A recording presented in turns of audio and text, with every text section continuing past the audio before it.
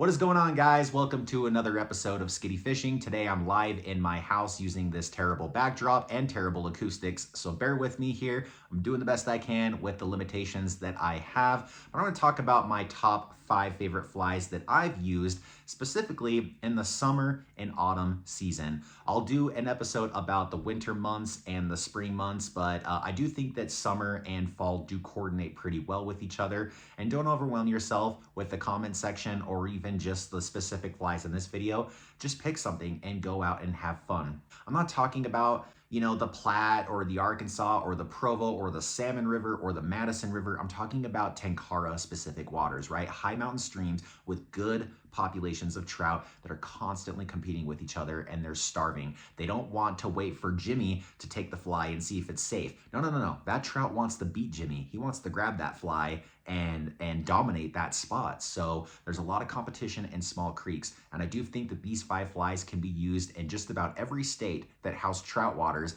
that isn't particularly pressured, and you'll do just fine. So all right, guys, so the first fly on my list is going to be the purple haze. I'm going to be throwing some pictures up here and a few different videos, but the purple haze is just a fancy name for a parachute Adams fly.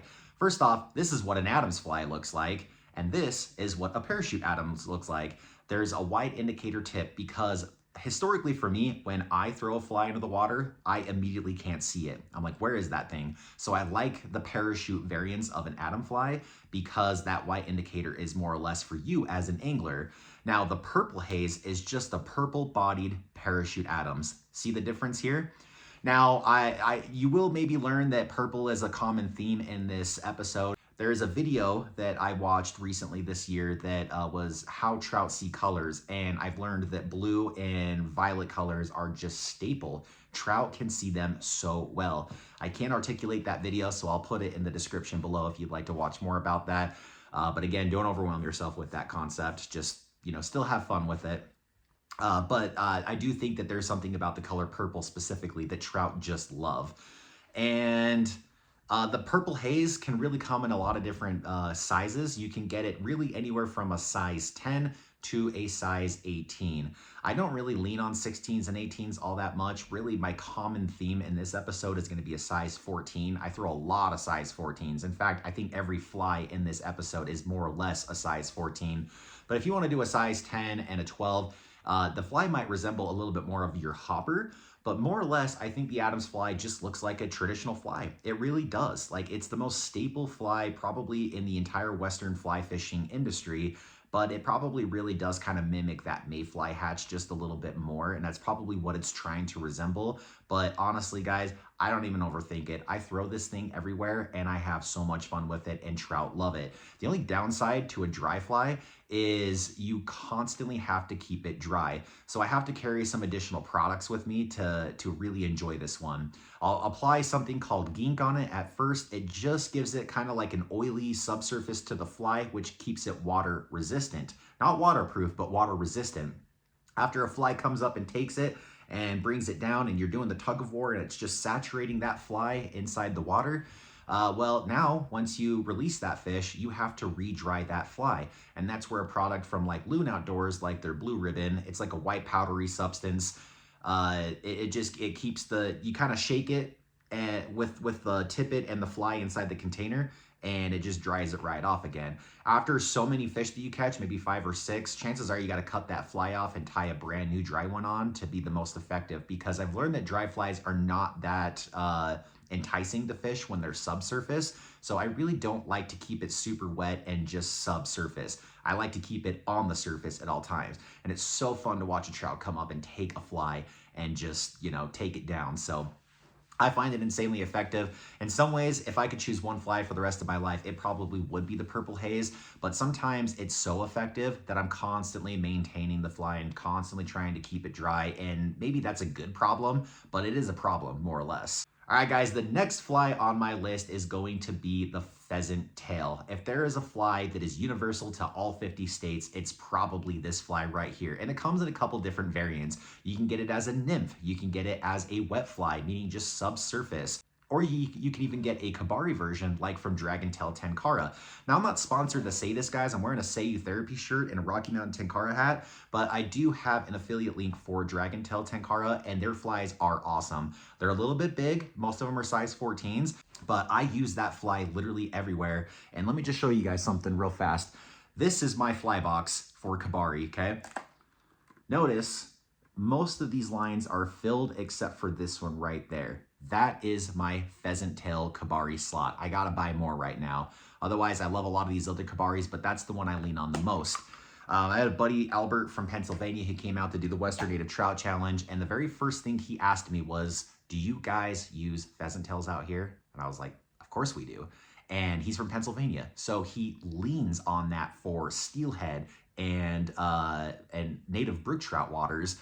And steelhead are smart fish, guys. So, I mean, again, sometimes it's about presentation, right? The nymphs might need to sink, the subsurface might be more enticing, and the thing about Cabari is it's a forward-facing soft hackle, and soft hackle is a staple on any Western fly. Truly, it really, truly is. And I think it's because it kind of flexes in the water, creates kind of like a liveliness to it, and I think trout just are really keyed in on it. They're not terrestrial flies, more or less. They're typically waterborne flies, if that makes sense. Again, I'm not here to talk about entomology on a super scientific level because the whole purpose of this is to keep it as simple as possible. The next fly on my list is another one that I get from DRAGOntail specifically, and that is the Brent's Warbird. I have no idea what the true name of this fly is. I just call it a purple beaded soft hackle fly, honestly.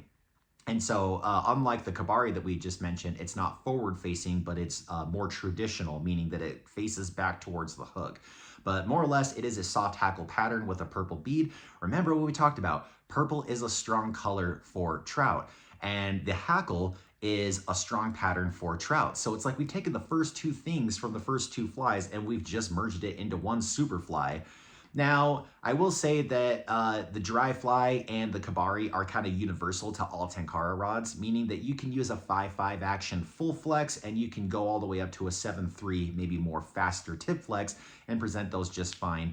The Warbird fly, though, because it's weighted, I wouldn't say it's super heavy. I've never thrown it on a scale to measure it, but I do think that it's not my preferred fly for a 5.5 full flex option. So try more of your moderate actions in order to cast this. I particularly love 3.5 level line with it.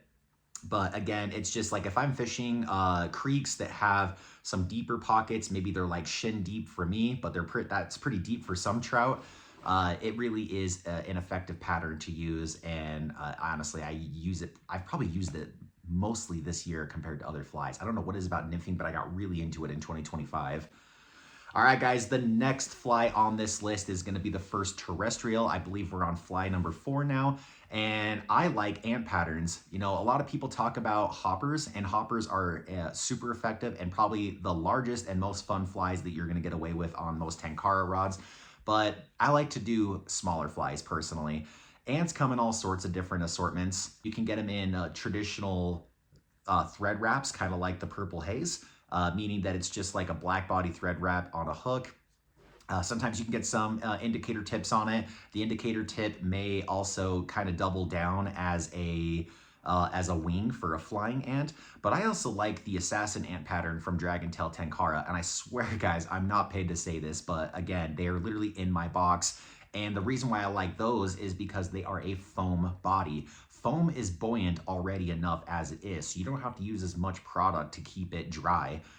Granted, it will saturate at some point and it will sink, but you don't have to go through it as much, and the cycle of trying to keep it dry is much more effective in my personal opinion. So I like it. I also like the orange indicator on it. Again, it just makes it easier to see.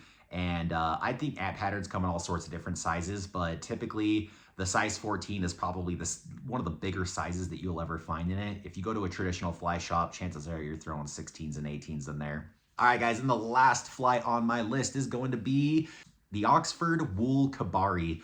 Probably for the same reasons why I love the DRAGOntail Pheasant Tail Cabari is the same reason why I love this. A very earthy color to it. I like the red tip on it. Trout seem to love it. It seems to work everywhere for me. But I also love that with a Cabari, it's probably the first option I throw when dry flies are becoming too effective, right? Again, I never really choose a dry fly based on whether trout are actually rising or not. I just start with it. I say, you know what, I'm gonna throw this, and if I'm not catching anything, then I'm gonna swap it out. That's literally how I start every single time.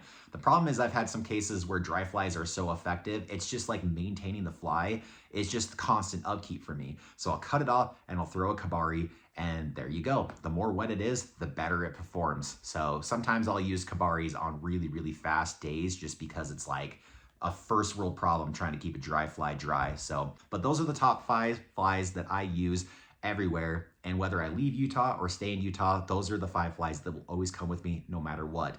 Share what your thoughts are below, guys. Would love to hear it. The next episode will be my top 5 winter flies, which might be a little bit more specific because winter is much harder. So anyway, until next time, guys, thank you for joining. We'll see you on the next adventure. Tight lines, everyone.